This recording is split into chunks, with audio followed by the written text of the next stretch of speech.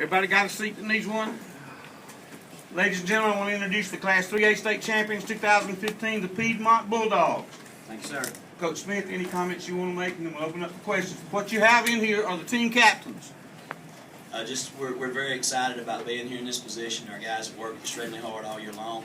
We want to take a minute to commend Bayside Academy for a great run during the playoffs and making it to the championship game. Coach Lasmy, his staff, and his players, they're a class act, and we were honored to get to play against them today in here in Tuscaloosa. I want to introduce my guys that are in here with me. These are our permanent team captains: quarterback Taylor Hayes, defensive lineman Jamie Crutcher. This is receiver DB Bailey Blanchard, linebacker fullback Deontay Alexander, defensive end Chase Bobbitt, and then running back defensive back Darnell Jackson. These guys have played a pivotal role for us all year long on each side of the ball. These guys have won a lot of games from the time they were little kids growing up in Pee-wees and then on through middle school and on the high school level.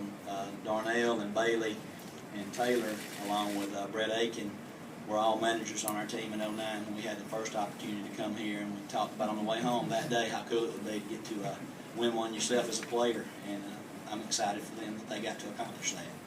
Questions for coach or players?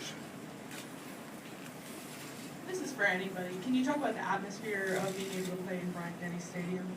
Well, it's just an awesome experience. I mean, as a kid in this state, you grow up an Alabama fan or an Auburn fan, and had this been the year that was in Auburn, it would have been just as cool too.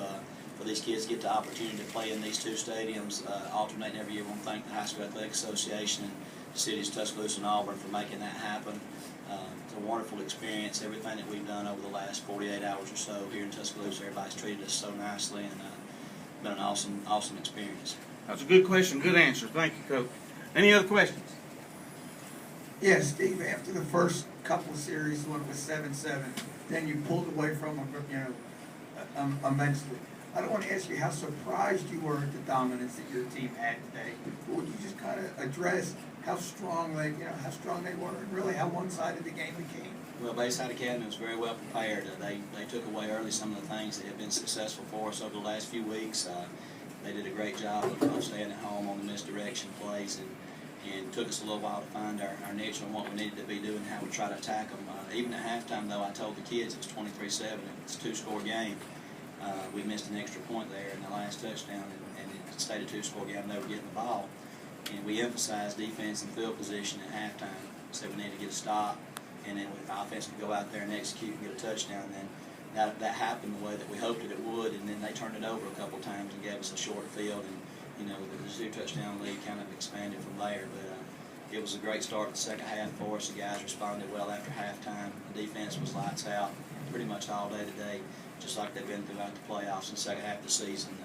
Hats off to these guys that are all part of that defense. Coach Blanchard, our defensive coordinator, and Coach Bonds and Coach Mitchell, and Coach Walker, Coach Bramlett, Coach Lawler, Coach Glover, Coach Stovall, all those guys that help us out. They do a wonderful job getting our guys prepared each week, and our defense has really played well for us. And offense, I thought today stepped it up and made some big plays.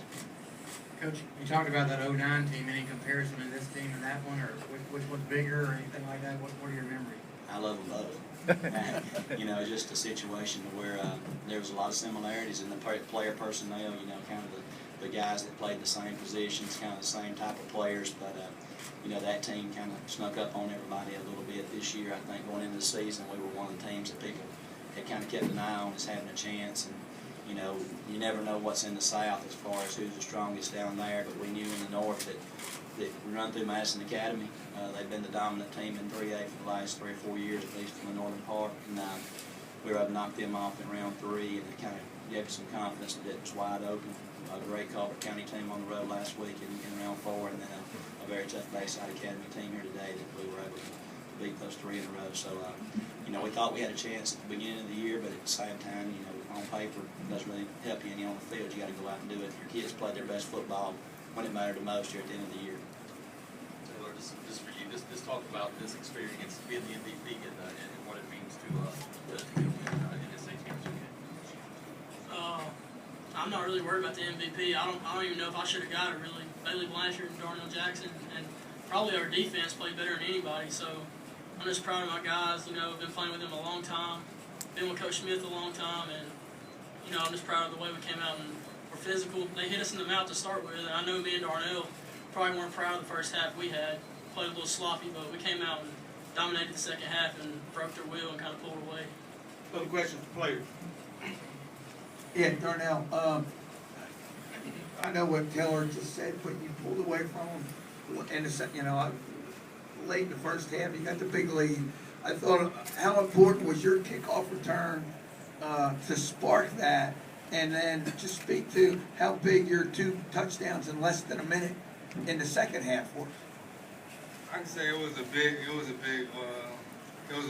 thing for the team because the play before that I got burnt, and I knew the team that knew the team that needed it. So I just. And then the 2 quick touchdowns. I know you had short fields, but it was like 58 seconds. You scored twice, and that really put you over the top. How huge was that? Well, it was a huge. I knew I had a bad first half, and I knew the team needed me. So the second half, I just stepped up and just gave it off for my team. Other questions for players? Coach, this is for you and for Taylor. I know Taylor was one of your great defenders last year, and he switched to quarterback this year. Just talk about how great of a job that he's done developing into a great quarterback for you, and just talk about him getting the most valuable player today. Taylor's always had the ability to be a game changer at quarterback. It's just in the past we've needed him a little bit more on the defensive side. He's been an all-state linebacker as a freshman and a sophomore first team, and when he and I talked, told him he wouldn't be playing as much defense this time as he has, and might cost him a personal accolade there. And his immediate reaction was, "Coach," he said, "It don't matter to me. I want another ring." He said, "I'll do what I got to do for the team." And I think he's turned into the best quarterback in the state of Alabama any class. But I'm partial. But in my opinion, he's very deserving of everything he gets as a 3A back, as a quarterback.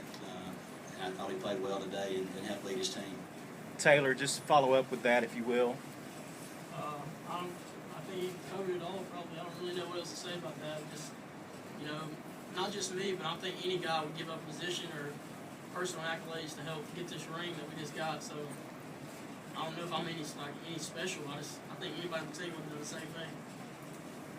For any of you guys, Coach mentioned a bunch of you guys who were managers in that 2019.